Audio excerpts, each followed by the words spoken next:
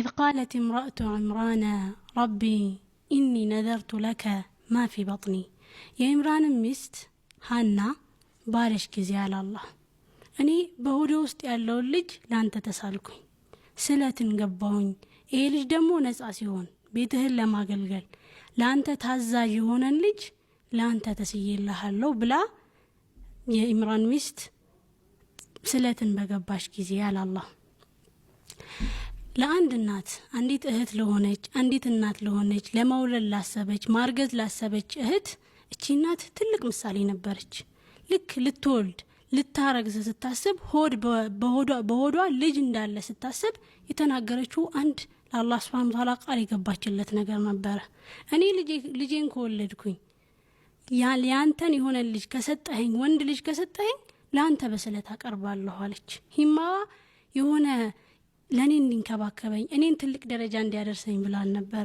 ለኛ ለሴቶች ምርጥ ምሳሌ አድርጎ አላህ Subhanahu Wa Ta'ala የኢምራን ሚስት እኮ እንዲያለሽ ብሎ ቁርአን ላይ ያስቀምጠልን ከዛም በኋላ እቺ እናት በሙሉ መተማመን ወንድ ልጅ ነበር ይሰጠኛል ብላ ያሰበችው በፍጹም ሴት ትሆናለች የሚል ህልም እንኳን አልነበራትም በጭንቅላቷ ውስጥ فلما وضعتها الى الله በወለደቻት ጊዜ ግን قالت ربي اني وضعتها انثى እኔ እኮ ሴት ሆና ወለድኳት አለች እዚች ጋም ደግሞ አንድ ነገር እንረዳለን አላህ ሴት ልጅ እንደሰጣት ታውቃለች የተሰጣት ሴት ልጅ እንደሆነ ታውቃለች አላህ እንደሚያውቅም ታውቃለች ግን ሃና ምን አይነት ሴት ነበረች የደረሰባትን የሆነችውን ነገር ሁሉ ወደ አላህ ሮጣ ሄዳ የምትናገር አይነት ሴት ነበረችና አላህ እንደሚያውቅ ያወቀች ሄዳ ነገረችው ሸክዋዋን ስሞታው አለሷ አቀረበች ይታይ ሶልዳት እኮ ሴቶና አገኘዋት የተመኘውት የፈለኩት ወንድ ልጅ ነበር ግን ስትመጣ ሴቶና አገኘዋት አለች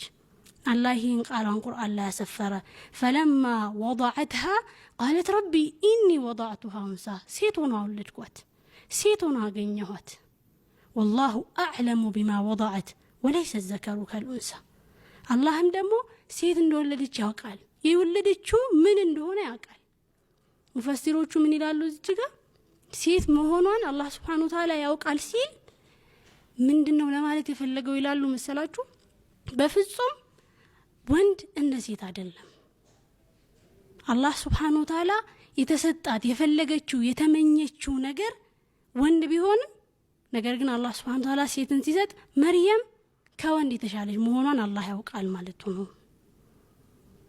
وليس الذكر كالانثى ወንድም እንደ ሴት አይደለም ማለት ከብዙ ሺህ ወንዶች ላንቺ ለሃና መርየም የተሻለች ናት ይያላት ነው አላህ ከብዙ ሺህ ቁጥር ከሚቆጠሩ ወንዶች ይልቅ መርየም ላንቺ የበለጠች የተሻለች ናት አላህ وليس الذكر كالانثى ብሎ ገለጸው ከዛ ግን ዱአይን ተቀበለኝ ብላ ነበር መጀመሪያ እኔ ወንድ ልጅን ተስይልሃለሁና ዱአይን ተቀበለኝ ብላ ነበር አላህ ምን አለ فتقبلها ربها መርየምን ሲሰጣት ዱአዋን ተቀብሎ ነበር ከወንድ በላይ የሆነችን መርየም የተባለችን እንስት በመስጠት ዱአዋን ተቀብሏታል አላህ فتقبلها ربها بقبول حسن وأنبتها نباتا حسنا بملكام استدارك አፋፋት ዱአዋን ተቀበላት በመልካም አስተዳደግ አፋፋት ይላል አላህ መርየምን አላህ Subhanahu Wa Ta'ala እኔ ራሴ ነኝ አፋፋት ይላል ምን ያደረገ ነበር ያፋፋት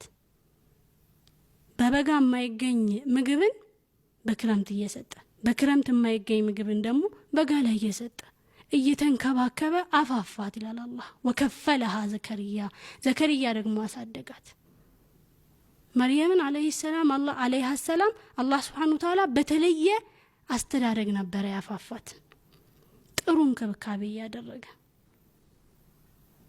ከዛ ደግሞ ዘከሪያ ቤት አደገች ከፍ ያለች ራሷን ያወቀች ስትመጣ መላእክቶች ወደ መርየም መጡ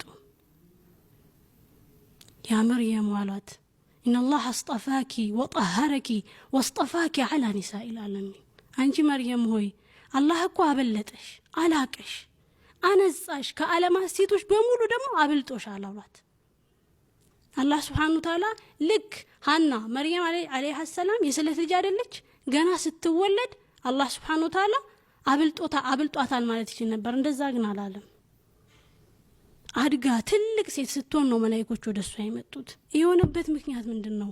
መርየም አለይሃ ሰላም ከሴቶች ሁሉ የበለጠች የነጻች የሆነችበት ምክንያት ምንድነው? አላህ Subhanahu Wa Ta'ala አበለጥኳት ብሎ ለሴቶች ሞዴል አድርጎ ያቀረባት ለምንድነው ብለን ስንጠይቅ መርየም አለይሃ ሰላም አይፋ ነበራት። በጣም ጥብቅ ሴት ነበረች። ለጌታዋ ታዛዥ ነበረች። በዘመኑ የነበሩ ሰዎች በሙሉ ስለ መርየም ቢጠየቁ መርየም ማናት ተብሎ ቢጠየቁ አይፋዋን ይመሰክራሉ። ጥብቅነቷን፣ ለጌታዋ ያላትን ታዛዥነት፣ ለሱ ያላትን ቅርበት ይመሰክሩላት ነበር። ከዚህ የተነሳ ነው አላህ Subhanahu Wa Ta'ala ለዓለማት ከዓለማት ሴቶች በሙሉ አንቺን መርጬሻለሁ አላት አላህ። ስለዚህ ከዓለማት ሴቶች በሙሉ መመረጥ፣ መንጻት፣ ንጹህ ሴት መሆን፣ አላህ ዘንድ ቅርብ ሴት ተብሎ ስሟ ቁርአን ውስጥ የማንም ስም አልተጠቀሰም ከመርየም ውጪ። መርየም ቢንት ኢምራን ብሎ ነው የገለጻት። ከነ አባቷ ሙሉ ስሟ የተጠቀሰው መርየም ብቻ ናት። እሷን የጠቀሰበት ያላቀበት ምክንያቱን ስናየው መርየም አለይሃ ሰላም እንዳልኳችሁ ጥብቅ ሴት ነበረች። ይሄ መመረጥ፣ ይሄ ከሴቶች ሁሉ በላይ መሆን ደግሞ የሚያመጣው ነገር አለ። ትልቅ ኃላፊነትን ይዞ ይመጣል። ምን አሏት?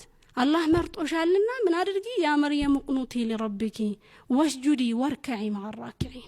መርየም ሆይ አላህ መርጦሻል፣ ለጌታሽ ታዘዢ፣ ስገጂም፣ ከሰጋጆች ጋር ስገጂ፣ አጎንብሺ።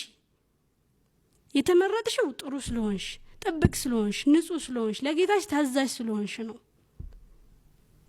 ይሄ ታዛዥነትሽ ደግሞ ሌላ ኃላፊነት አምጥቷል። ከምትሰግጁ ድሮ ከምትሰግጁ ለጌታሽ ቅርብ ከምትሆኙ በላይ አሁንም ቁርቡኝ አላት።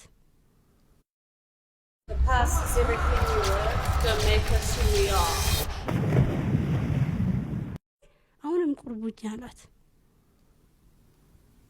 መርየም አለይሃ ሰላም ኃላፊነቷን ተቀበለች። ወደ አላህ ተጠጋ